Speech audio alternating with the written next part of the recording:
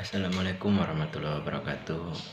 Nama saya Fazlur Rahman. Saya dari Prodi AS Ahwal Sansiah dari Style Al Hasimia Jakarta.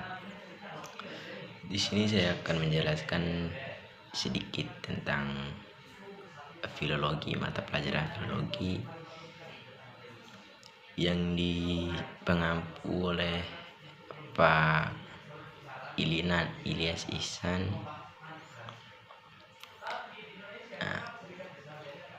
Filologi secara etimologi berasal dari bahasa Yunani, yakni philos dan logos. Philos artinya yang tercinta dan logos artinya kata, artikulasi atau ilmu. Nah, dalam bahasa Yunani, filologi berarti senang berbicara. Dari pengertian ini berkembanglah menjadi senang belajar, senang kepada ilmu, senang kepada tulisan-tulisan, dan senang kepada tulisan-tulisan yang bernilai tinggi seperti karya sastra. Dalam bahasa Inggris, filologi baru ada pada abad ke-16 yang berarti love of literature, menyukai kesusastraan. Dalam bahasa Arab, tahqiq awalnya berarti ihkam al-syai', menilai atau menghakimi sesuatu, kemudian berkembang menjadi pengertian dalam terjemahan Christim dalam bahasa Inggris atau kritik dalam bahasa Prancis. Nah, secara terminologi, filologi berarti investigasi ilmiah atas teks-teks tertulis atau teks tulis tangan dengan menelusuri sumbernya, keabsahan teksnya, serta karakteristik dan sejarah lahir dan penyebarannya. Filologi dimulai digunakan kira-kira pada abad ketiga sebelum Masehi oleh sekelompok ahli dari Iskandaria. Untuk menyebut keahlian yang diperlukan, ahli dari Iskandaria yang pertama kali melontarkan tulisan filologi bernama Eratosthenes.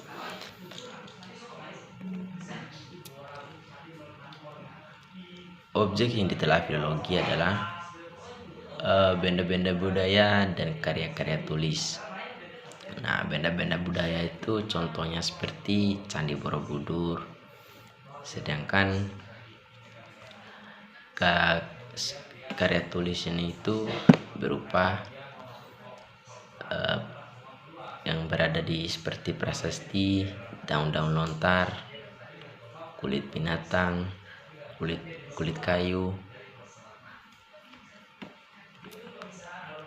Nah, sumber budaya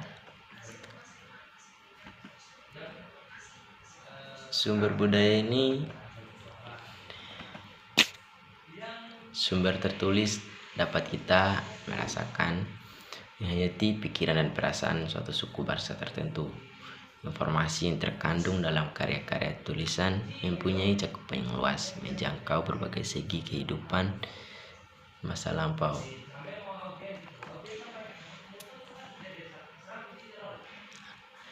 Sebagai hasil budaya masa lampau, peninggalan tulisan perlu dipahami dalam konteks masyarakat yang melahirkannya, yaitu pengetahuan tentang berbagai konvensi yang hidup dalam masyarakat yang melatar belakangi penciptaannya mempunyai peran yang besar bagi upaya memahami kandungan isinya.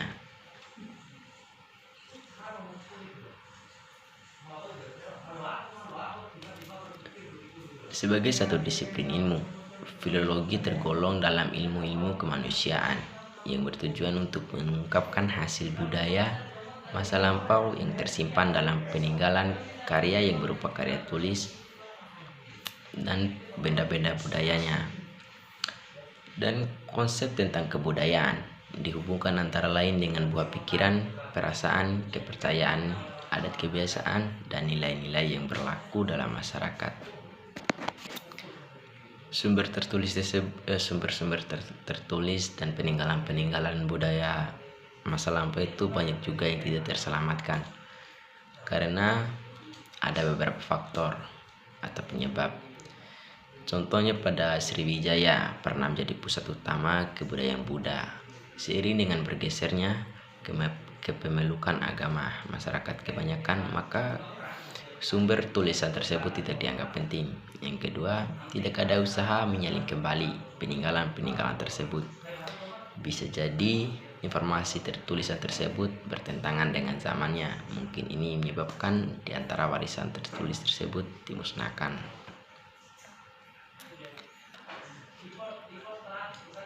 Adapun kesalahan dalam penelitian filologi yaitu para ahli atau para penelitinya tidak menguasai bahasa klasik. Yang kedua, ketidakpahaman penyalinan terhadap tulisan dan aksaranya. 3. Penyalinan hanya melakukan kajian pada bagian terpenting saja. 4. Mendasarkan fungsi tafsiran pada satu versi saja. Adapun tugas penelitian filologi yaitu 1. Kajian perbandingan terhadap naskah salinan yang ditemukan, yakni mengkaji antara naskah yang lama dan naskah yang baru, apakah tidak ada kelebihan atau kekurangan dari tulisannya. Nah, yang kedua, mengetahui latar belakang budaya yang melahirkan masyarakat naskah tersebut. Yang ketiga, melakukan interpretasi yang dapat dipertanggungjawabkan.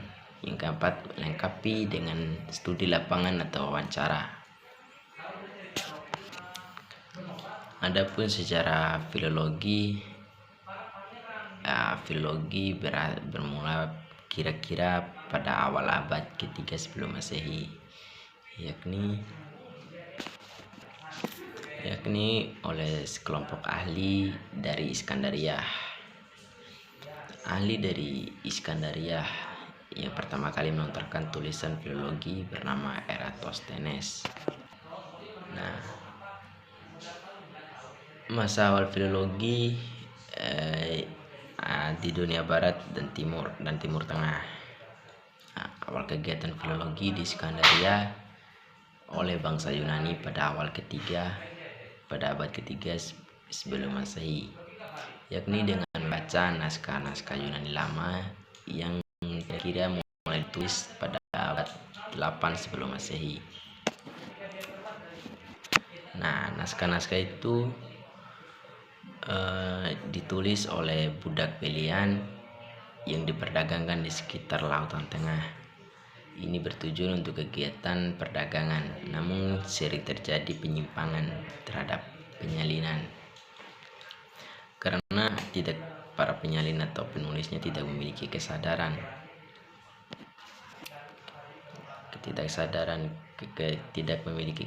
di sini, yaitu mereka kerap memasukkan kepentingan mereka itu atau memasukkan pendapat mereka dalam menyalin, sehingga tidak cocok dengan atau berbeda dengan naskah aslinya. Nah, masa awal filologi ini itu dimulai dari para ahli dari Iskandaria pada abad ketiga sebelum Masehi. Nah, sesudah Iskandaria jatuh ke dalam kekuasaan Romawi, kegiatan filologi berpindah ke Eropa Selatan, yaitu berpusat di kota Roma. Pada abad ke-1 Masehi, perkembangan tradisi berupa pembuatan resensi. Ini pembuatan kelemahan dan kelebihan terhadap naskah berkelanjutan hingga pecahnya Romawi pada abad ke-4 Masehi menjadi kerajaan Romawi Barat dan Romawi Timur, serta mempengaruhi perkembangan filologi selanjutnya. Nah, pada masa Romawi ini filologi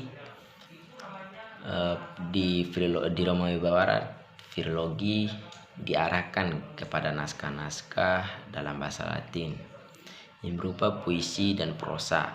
Sejak abad ke-3 Masehi telah digarap berdasarkan filologi. Bahasa Latin kemudian berkembang menjadi bahasa ilmu pengetahuan.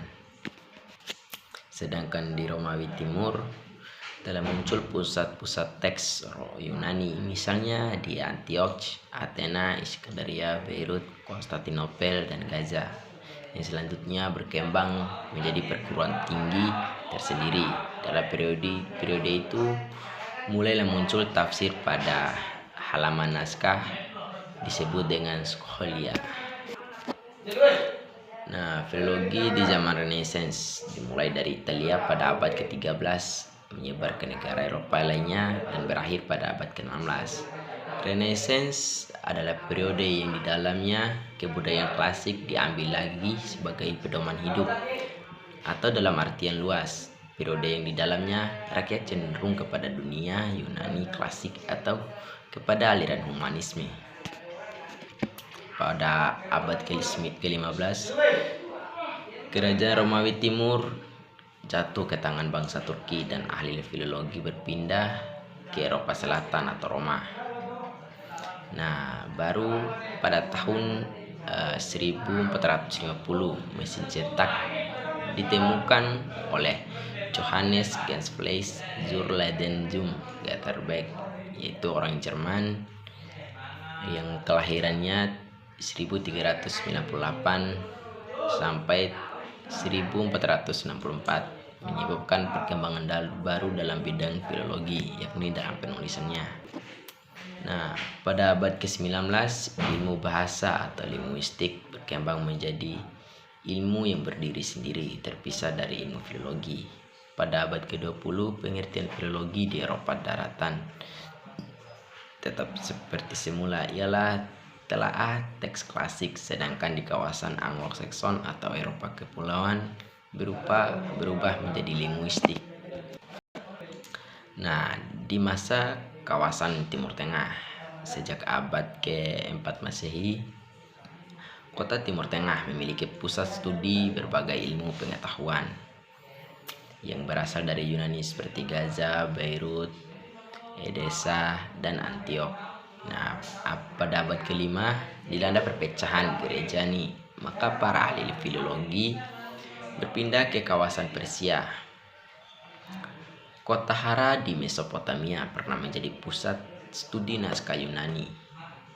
Penduduknya yaitu Sabean, suku yang tergolong kuno dan mahir dalam bahasa Arab. Nah, pada masa itu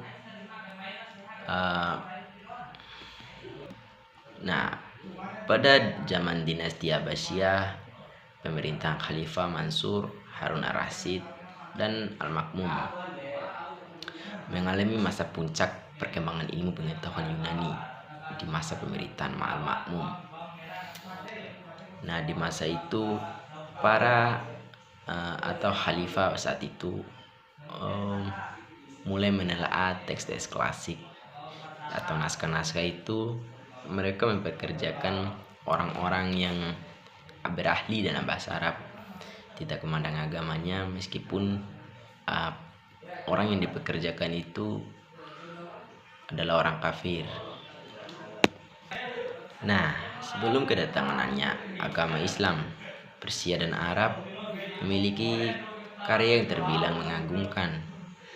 Misalnya Muqalat dan Qasidah, kegiatan meluas ke kawasan luar Arab setelah Islam berkembang, serta mistik Islam berkembang dengan maju di Persia abad ke-10 hingga awal abad ke-11.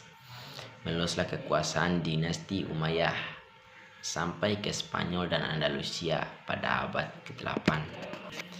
Nah, hingga pada abad ke-15 menyebabkan ilmu pengetahuan Yunani yang telah diserap oleh bangsa Arab kembali masuk ke Eropa dengan baju Islam. Abad ke-17 telah teks-teks klasik Arab dan Persia di Eropa telah dipandang mantap di Cambridge dan Oxford. Dan abad ke-18 didirikan pusat studi kebudayaan ketimuran oleh Sylvester de Cecchi dengan nama École des Lingues Orientales Vivantes, sehingga lahirlah ahli orientalis Eropa, yaitu Etienne Coutremere Deslen de Cecchi atau Bapak Orientalis di Eropa. Nah, adapun tradisi filologi di Nusantara, yakni bermula saat kedatangan bangsa Barat ke Nusantara pada abad ke-16. Naskah menjadi komoditas perdagangan di Eropa. Salah seorang yang terkenal dalam bisnis jual beli naskah kuno di Eropa adalah Peter Foros atau dikenal dengan Pierre William. Kolektor naskah Nusantara yaitu Edward Picot memiliki naskah kuno tentang hikayat Sri Rama. Pada zaman VOC, usaha mengkaji naskah hanya terbatas pada bahasa Melayu, yang kemudian bahasa Melayu ini menjadi lingua franca di Indonesia. Peran pedagang yang mentransfer pengetahuan bahasa selanjutnya dilanjutkan oleh para penginjil yang dikirim oleh VOC selama kurun dua abad pertama. Nah, pada tahun 1629 terbit terjemahan Alkitab pertama di Nusantara. Kitab tersebut diterjemahkan oleh Albert Cornelis Ruil dan diterbitkan oleh Jean Jacobs Palestine. Adapun tokoh penginjil yang menaruh perhatian pada naskah Melayu adalah Melchior Leedgezer. Ia juga turut menerjemahkan Bible dalam bahasa Melayu tinggi. Dan seorang pendeta dari Belanda bernama Francois Valentijn yang juga menerjemahkan Bible dalam bahasa Melayu.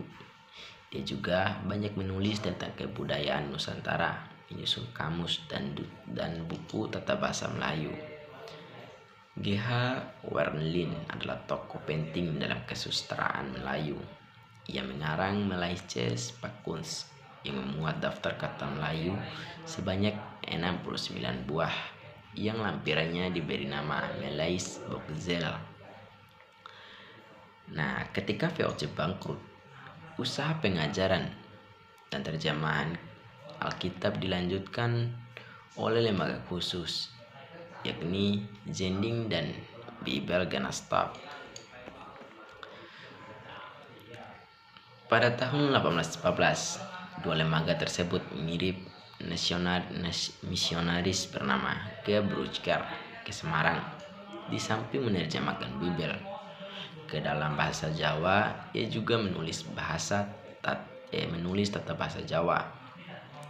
Usaha Netherlands Bibelgenotschap yang kemudian disingkat menjadi NBG turut membantu pemerintah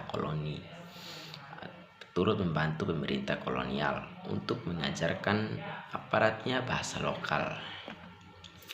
Kehadiran para misionaris Kristen ini dengan bekal ilmu linguistik mendorong tumbuhnya penelitian tentang naskah di Nusantara. Semula kegiatan misionaris hanya fokus mempelajari tata bahasa. Lalu kemudian mereka juga turut mengkaji kandungan isi dan menyunting naskah di Nusantara. Selain tenaga peneliti dari Belanda, ada juga yang dari Inggris seperti John Leyden, J. Logen, William Marsden, dan Jack Raffruit. Peneliti dari Jerman yaitu Hans Overbeck. Nah, adapun naskah suntingan. Ramayana Kakawin disunting oleh H. Kert dari bahasa Jawa ke huruf Latin. TTH A. Friedrich yang menyunting naskah Uretasan Tanjaya, Arjuna Wiwaha, dan Bomakaya. Naskah yang disunting dan diterjemahkan ke bahasa Belanda seperti Sang Hyang Kamahayanikam oleh J.K.S. dan naskah Arjuna Wiwaha oleh ilmuwan lokal Porbadjaraka. Ada juga naskah kesusastraan atau kitab keagamaan seperti The Mystic of Hamzah Fansuri yang diteliti oleh Naquib Al-Atas dan tulisan Nuruddin Ar-Rarini yang diteliti oleh P. Verhoeven. Mungkin sekian dari saya yang bisa saya jelaskan tentang filologi. Lebih dan kurangnya saya mohon maaf. Sekian dari saya. Wassalamualaikum warahmatullahi wabarakatuh.